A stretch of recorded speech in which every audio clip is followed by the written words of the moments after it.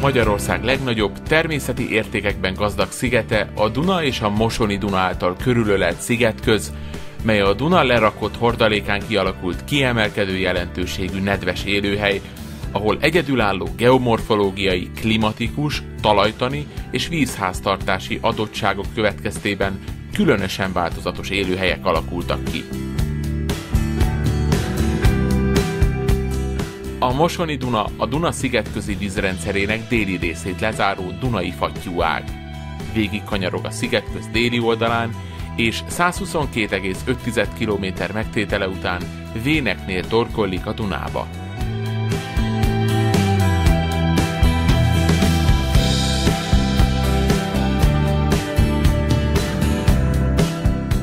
A régi Mosoni Duna vízjárását alapvetően az árvizek kizárása érdekében épült Rajkai Mosoni Duna beeresztő zsilip határozta meg. Az 1970-es években a Duna meder süllyedése miatt az év jelentős részében a Mosoni Dunába felszíni víz bevezetésére nem volt lehetőség, a folyó felső szakasza csak talajvíz utánpótlást kapott.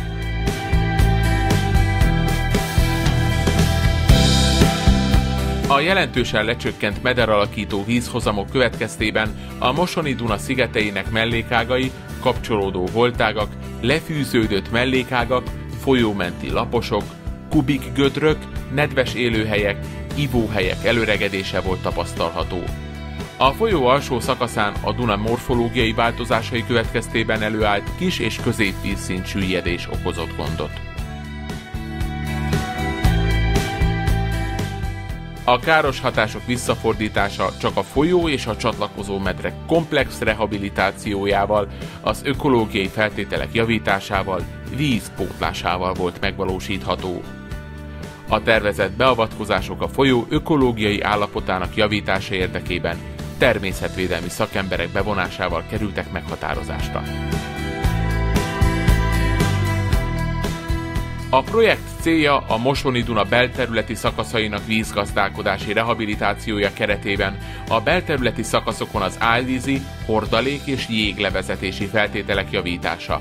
Partrendezési, burkolatátalakítási feladatok valósulnak meg a lakosság igényeinek figyelembevételével. A Mosoni Duna ökológiai rehabilitációja a holtágak, lefűződött mellékágak, folyómenti laposok, nedves élőhelyek, ivóhelyek vízpótlásának javításával segíti a természet megújulását.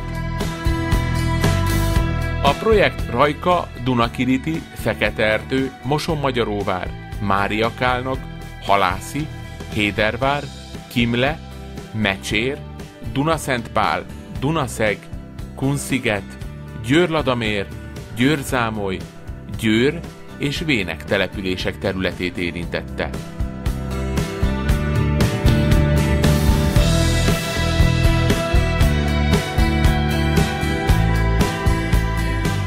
Mosonmagyaróváron egységes vonalvezetésű part került kialakításra, mederkotrás, valamint természetközeli terelőművek építése történt meg, például rőzsefonat alkalmazásával.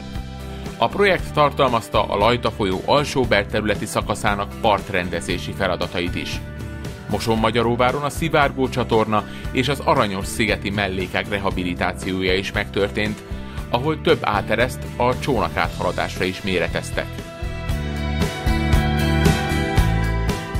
Győrben a Mosoni Duna és a Rába folyó partszakaszainak átépítése, mederszűkítése, a burkolatok visszabontása és vízközeli patka kialakítása valósult meg.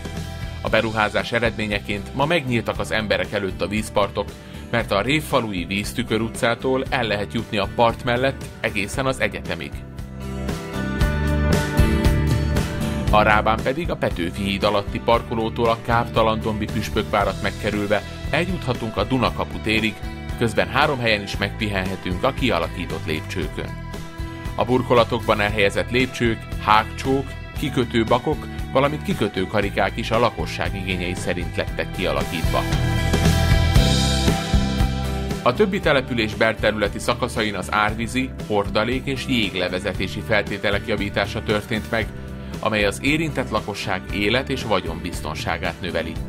A települések igényeinek figyelembevételével partrendezést, burkolatátalakítást és építést végeztek, így a későbbiekben lehetőség nyílhat további, akár önkormányzati fejlesztésekre is.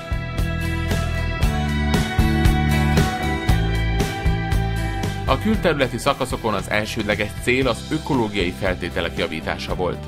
A vizes élőhelyek, szigetek, holtágak és mellékágak rehabilitációjával létrejött a folyóval az élő kapcsolat.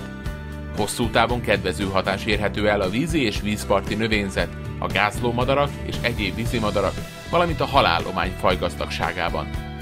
A projekt megvalósításával az ökológiai előnyök mellett kedvező feltételek alakultak ki a turisztikai hasznosítás fejlesztésére is.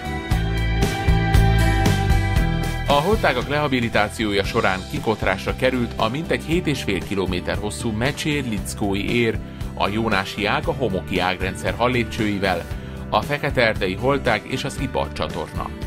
A Duna projektben megépült iparcsatorna torkolati mű üzembe helyezése lehetővé tette, hogy ebben a projektben elbonthattuk az iparcsatorna töltését, ezzel Győr-Kiskúton is közelebb kerülhetnek az emberek a folyóhoz, és a töltés helye további zöld területet ad a városnak.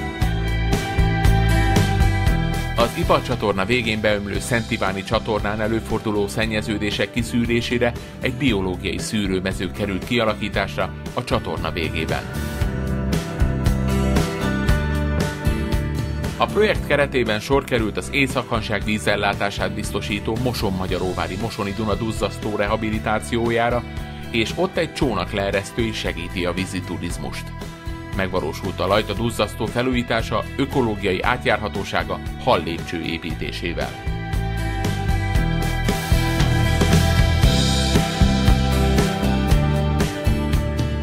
A műtárgy átépítését az árvízi biztonság megteremtése, a püspökerdei holtág vízpótlási feltételeinek javítása és a révfalui vízbázis védelme indokolta.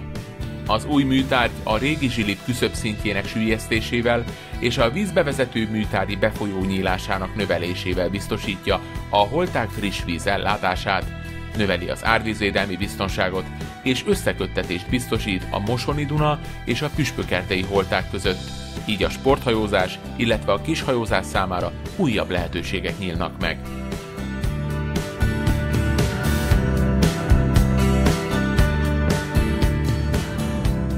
Az Észak-Dunántúli Vízügyi Igazgatóság a Környezet és Energia Operatív Program keretében több mint 6,77 milliárd forint értékben valósította meg a Mosoni Duna és Lajta folyó térségi vízgazdálkodási rehabilitációja tárgyú projektet. A kiviteli munkák 2012. októberében kezdődtek meg, a projekt teljes befejezése 2015 őszén történt meg. A projektben 16 település belterületi szakaszán került sor partrendezési munkákra, 4 holtág és egyéb csatorna rehabilitációja valósult meg, 5 vizes élőhely és 15 sziget mellékág rehabilitációjára került sor, továbbá 3 nagy műtárgy került felújításra, illetve megépítésre.